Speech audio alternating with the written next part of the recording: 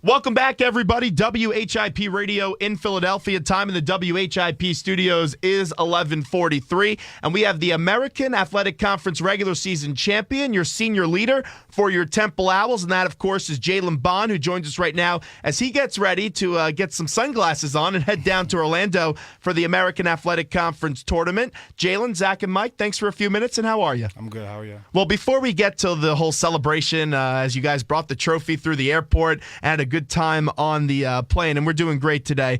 You did tell us that you were a big Eagles fan. Reaction to the moves yesterday as they traded Byron Maxwell, DeMarco Murray, and Kiko Alonso. Disappointed right now. It's tough being an Eagles fan.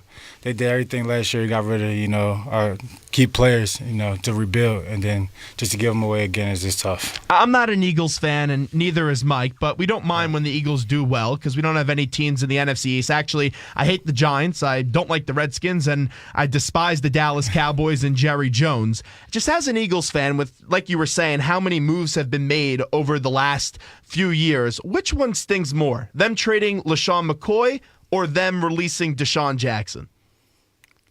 I'll say Deshaun Jackson.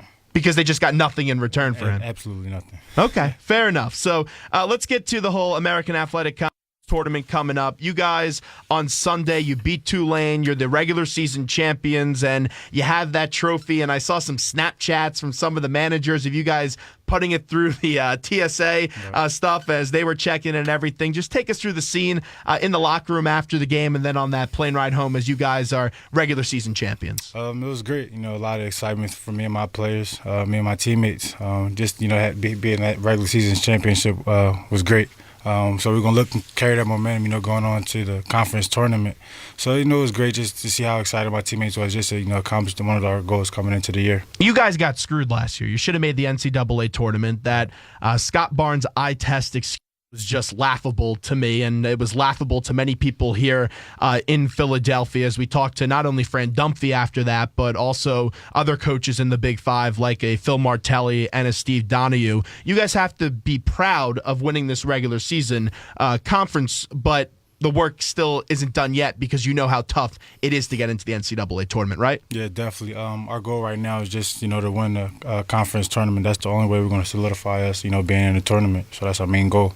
We're talking to Temple senior basketball player and lone captain in Jaylen Bond. And Jaylen, you transferred here from Texas. One of your first games played as a Temple Owl was at the Wells Fargo Center against Bill Self and the Kansas Jayhawks. In that game, you had a thundering slam.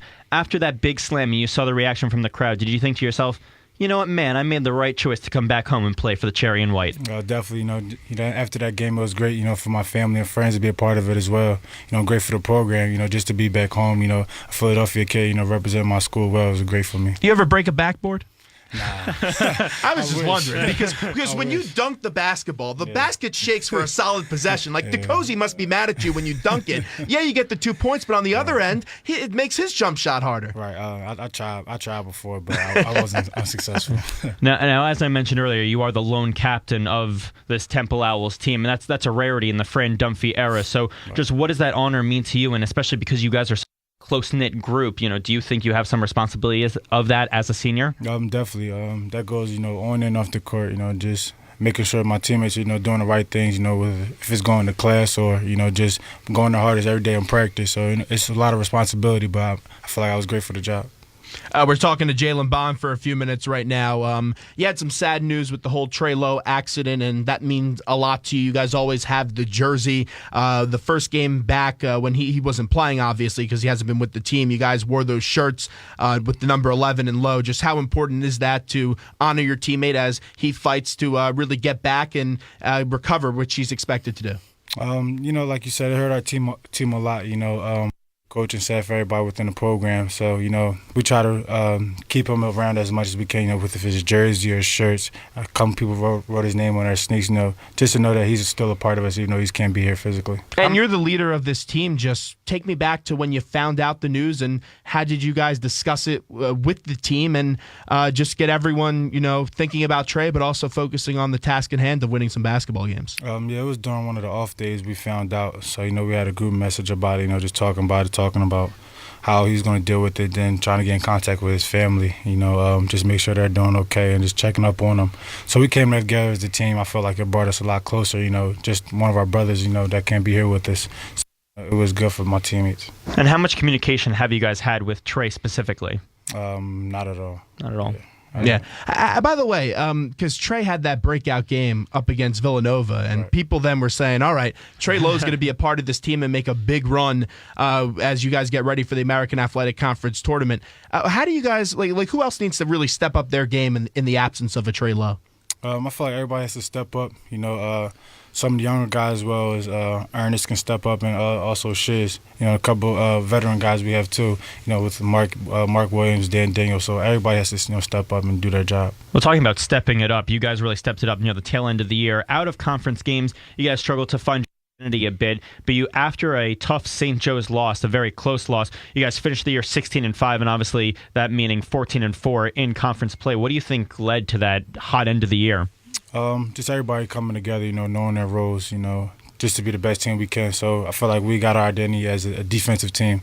We get a lot of our energy playing defense and then attacking each other against the other team on offense. Now, as I mentioned, you did struggle with some out-of-conference teams. You did play 2 number ones in UNC and Villanova. I know that they weren't exactly the closest of games, and you guys were hoping to pull them both out. Right. But is there anything to take away from both of those losses? Just to know how good, college basketball is. Like you said, we had the chance to play 2 number ones. We for about the first half and the second, they kind of took off, both contests. So, we just got to play our hardest, every possession, don't take anything for granted. A player that has really stepped up has been Obi Nechionia, and everyone knew teams would throw different things at Obi this year because they saw what he was able to do last year, going deep into that NIT, losing to Miami on when DeCozy had a shot at the end and just couldn't hit it. But in his last 12 games, he's been in double figures in 11 games. Just being a guy that's in the post, and I know Obi stretches it a little bit and shoots a lot of threes. Just how have you seen him improve as the season has gone on? He's a great shooter. He's one of the best shooters on our team right now. He's shooting real confident right now. It's something that's going to be great for us. As we look to go farther within the conference tournament, hopefully in the NCAA tournament. Isn't that so interesting? Because when you look at Obi, you expect him to dominate in the post, and he does a really good job in the post. But he even said it was earlier in the year. He goes, "Yeah, when Jesse left, I wanted to be the best shooter on this team." Right. It just take us through how he works on becoming that best shooter. Because when he said that earlier in the year that he wants to be the best shooter on the team, I even raised my eyebrow, and I was just like, "Can he be the best shooter on this team?" And he really has been. Right. He works hard, every day working on his shot, before practice or after practice. They're trying to get better and try to become the best shooter on the team. And also the mentality of a senior, it right now. You want to give everything back to this university. You want to get back to that NCAA. And a player that was a bit inconsistent up until this year, where now he's a unanimous first-team All-American player, is Quinton DeCozy. Just take us through some of the work that Q has put in to get to this point and give everything back to his university in his senior year. Right, he had a couple ups and downs, throughout his years here. But he made it a goal that this senior year he wanted to go to the NCAA tournament. So that was his main motivation, during this offseason, just work as hard as he can, to get that goal. I know this year isn't done, and you hope that there's a lot more fond memories to come. Obviously, you're going to Orlando soon for the AAC tournament, and then you hope to qualify for the big dance. But to this point, what has been your fondest memory as a Temple Owl? A pretty big moment. I wasn't physically. The game I sat out, versus SMU when they were ranked, I think about 8 in the country. It was great to see my teammates, without me, just doing the best they can to beat a ranked team. It was great. When we were on the call for that game, and when we heard Jaylen Bond wasn't playing in that game, we go, "Oh, this one could possibly get ugly." How the heck did the team win without you on the court? They realized how important it was. With me out there, everybody had to step up. That's what they did. Everybody played great, and everybody did their role, and was able to come out with a great win. When you guys went into that game, was there any thoughts about last year? Because you guys played SMU last year and 3 times, and it didn't work out well for you in any of those 3 games. Definitely, that was something in the back of our minds. Last year we felt like if we probably would have got 1 game against them or 1 game against Tulsa, we would have been in the tournament. So that was a little bit of a motivational factor as well. And like Mike was saying earlier, you're a transfer. You came in from Texas, but you're very familiar with the Philadelphia area, going to high school at PW. Just how much has a guy like Fran Dunphy meant to your career? Because everyone calls him Mr. Big 5 basketball. It's great. He's a great coach. He's a great person. He has a lot of faith in me. choosing me as the lone captain of this team. It's a lot. Comes with a lot of responsibility. So I just thank for everything he's done for me. So here you are. You're at Temple, and you obviously transferred with the hope of bringing in a national championship. Do you feel this is the best chance to have a national championship as the Temple Owls? Definitely. We have a good enough team we can compete with anybody in the country, and that's our goal. And looking around the nation, a lot of the critics would say that Temple doesn't have the inside presence that other teams have. You being a big man, how do you take that? I'll look to compete against anybody. I don't care how big they are or what's their physical attributes. So I really don't pay attention to that at all. Who's the toughest player you've went up against, whether it was at Texas or Temple? Who's like the one guy that you battle and you go, man, this is going to be a battle from the start to the finish? Let me think. Probably Thomas Robinson when I played at Texas. Royce White, he played at Iowa State. They're tough matchups. And I also had to guard a couple stretch fours like Kim English that played, in the league for a little bit. So I had a tough matchups, Shaq Goodwin up there too, I would have to imagine. Yeah, definitely. That type of offense is dictated to him. So every possession, he looks to run the floor hard and just post up. So, it's a tough matchup as well. So before we let you run, as Jaylen Bond is here with us in studio, you only got a few games left. Does that at all sit in the back of your head knowing, hey, this college experience is almost over? Definitely. I know I got to play my best, basketball, try to finish up this year strong, be the best player I can for my teammates. How do you guys get ready for the opponent you're going to play? Because you're either going to play the winner of ECU or USF, but how do you guys prepare for that, not physically knowing that you're going to be playing this team on Friday? Just focus on what we need to do to improve on offensively and defensively, just, making sure we're the best team versus either opponent. Now, real quickly before we let you run, final one here with Jaylen Bond, the senior captain, joins us as Temple gets ready to head down to Orlando, and hopefully they win 3 games. They don't have to sweat things out on Selection Sunday. You transferred over here.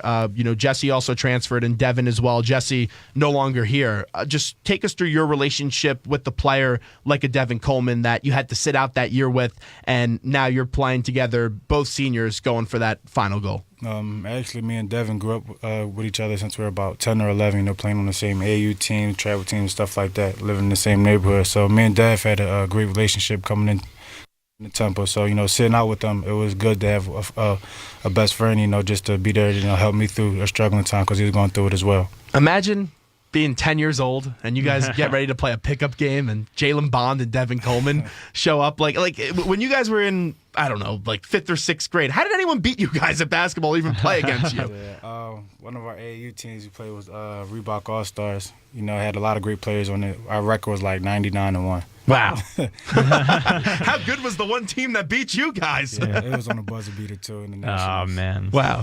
That was tough. Our team was stacked. It was me, Devin Coleman, Aaron Brown from St. Joe's, Trevor Cooney from Syracuse, Michael Gilchrist. Oh, yeah, sure. For the Bobcats. So we had a stacked team. It was crazy. That's incredible. I'll tell you this. My 5th grade or 6-year-old butt probably would have got whipped by these guys in the post. But Jaylen Bond, thanks for a few minutes, and best of luck in Orlando as you guys get ready for what should be. And I'm going to say should. You guys should be in the NCAA tournament. I'll send Scott Barnes my glasses if you guys don't pass the eye test. Thank you. All right, so there's Jaylen Bond right now. We'll take a quick break, and we'll be back to wrap up the show right after these short messages.